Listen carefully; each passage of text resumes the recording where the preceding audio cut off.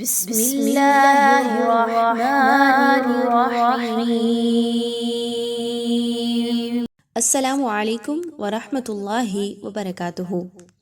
آج کا سبق بہت زیادہ اہمیت رکھنے والا ہے، وہ اس لیے کہ بہت سے اسٹوڈنٹس یہ کوسچن کرتے ہیں کہ تلاوت کرتے ہوئے اگر آپ کا سانس اور آواز ٹوٹ جاتی ہے اور آپ نے وہاں پہ وقف کرنا ہوتا ہے تو آپ وہاں پر وقف کیسے کریں، یعنی کہ اگر تلاوت آپ کر رہے ہیں اور تلاوت کرتے ہوئے آیت کے درمیان میں اچانک سے آپ کو رکنے کی ضرورت محسوس ہوئی ہے کہ آپ وہاں پر رکیے، تو آپ کیسے وہاں پر وقف کریں گے، اس کے بارے میں بہت سے لوگ سوال کرتے ہیں۔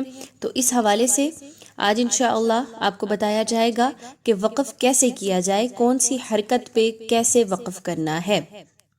تو سب سے پہلا جو حالت ہے وہ یہ ہے کہ اگر کسی بھی حرف پر زبر، زیر اور پیش، دو زیر دو پیش آ جائیں تو آپ نے وہاں پر وقف کیسے کرنا ہے کہ آپ اس آخری حرف کو جدھر آپ رکنا چاہ رہے ہیں اس کو ساکن کر دیں گے۔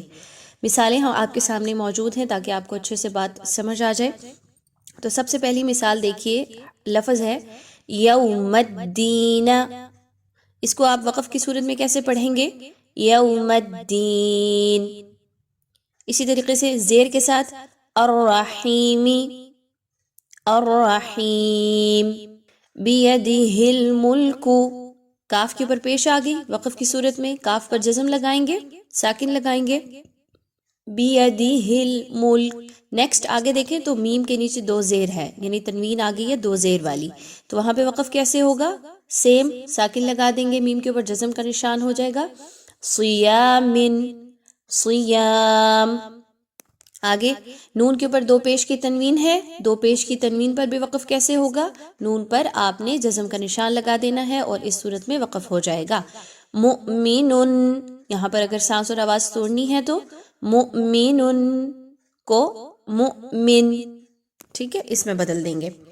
آگے دیکھیے تو دوسری کنڈیشن یہ ہے کہ اگر کسی حرف پر دو زبر آ جائے تو، یعنی اگر کوئی آپ تلاوت کر رہے ہیں اور کسی حرف پر دو زبر آ گئی ہے اور وہاں پر آپ اپنی آواز اور سانس توڑنا چاہ رہے ہیں تو کیسے وقف ہوگا؟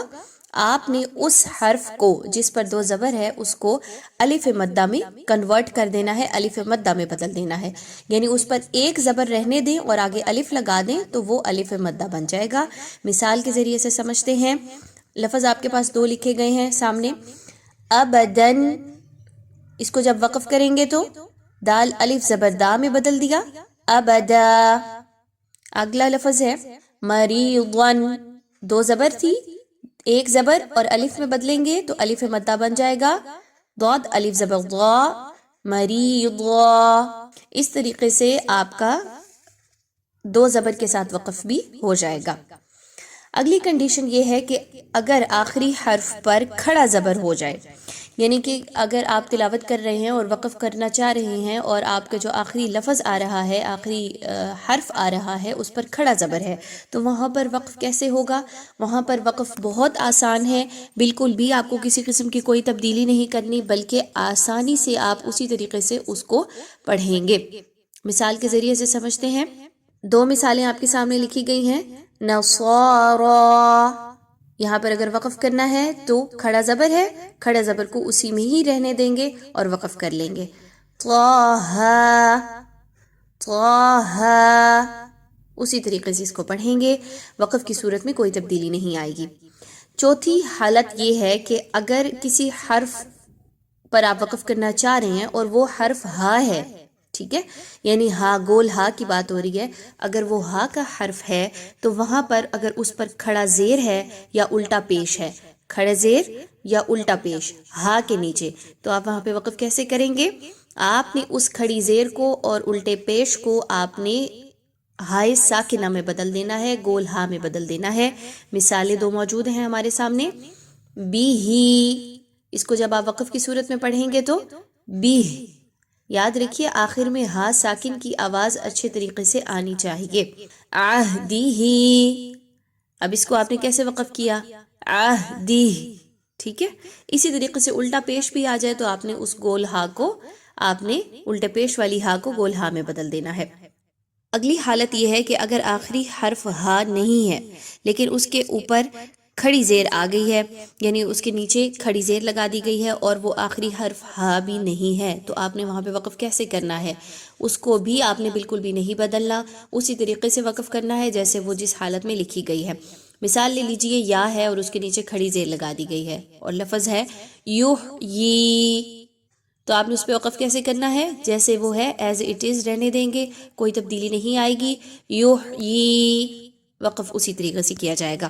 ایک اور حالت یہ ہے کہ جس لیٹر پر آپ وقف کرنا چاہ رہے ہیں وہ حروف مدہ میں سے ہے، یعنی الف مدہ، واو مدہ اور یا مدہ، جو ہم پچھلی کلاس میں پڑھ چکے ہیں ان میں سے ہے، یا پھر حروف لین میں سے ہے جو کہ ہم ایک کلاس میں پڑھ چکے ہیں۔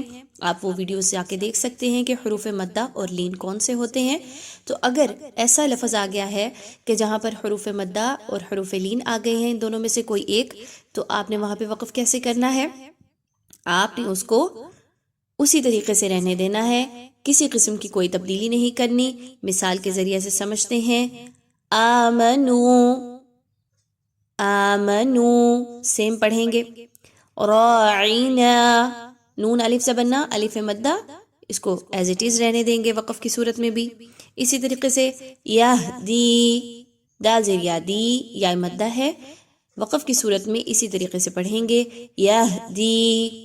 لین کے ذریعے سے مثال سمجھ لیتے ہیں، اگر واو لین کے ساتھ مثال لیں، وَإِذَا خَلَوْا، اگر آپ یہاں پہ وقف کرنا چاہ رہے ہیں تو خلو پہ آپ وقف کر سکتے ہیں، واو ساکن ہے، اس سے پہلے والے حرف پر زبر ہے، حروف لین ہے، اسی طریقے سے وقف ہوگا جیسے وہ لکھا گیا ہے۔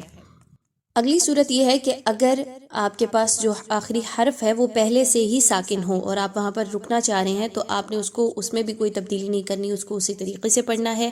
اس کے حوالے سے مثال موجود ہے، مما کتبت، مما کتبت، اسی طریقے سے وقف کیا جائے گا اور کوئی تبدیلی نہیں لائی جائے گی۔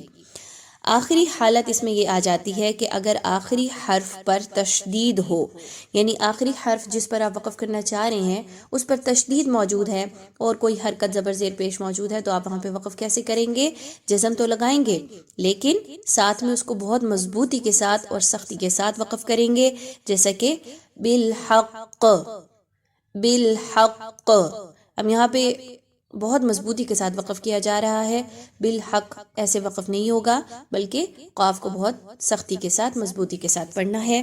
تو آج ہم نے سیکھا کہ وقف کیسے کیا جائے گا، قرآن کریم کی تلاوت کے دوران آیت کے درمیان میں اگر آپ رکنا چاہیں تو کیسے رکیں۔ اس میں جو ہم نے مکمل ایک سبق لیا وہ یہ کہ آپ نے کچھ ایسی حرکات ہیں کہ جہاں پر آپ نے بالکل بھی تبدیلی نہیں لانی، وہ کون کون سی ہیں؟ کھڑا زبر، کھڑی زیر، حروف مدہ اور لین، اور اگر وہ حرف پہلے سے ہی ساکن ہو جس پر آپ رکنا چاہ رہے ہیں۔ یہ صورتیں ایسی ہیں کہ جن میں کوئی تبدیلی نہیں لائی جائے گی، باقی صورتیں جن میں کوئی تبدیلی لائی جائے گی وہ بھی ہم نے دیکھ لی۔ امید ہے آج کی کلاس سے آپ کو بھرپور فائدہ ہوگا۔ السلام علیکم ورحمۃ اللہ وبرکاتہ۔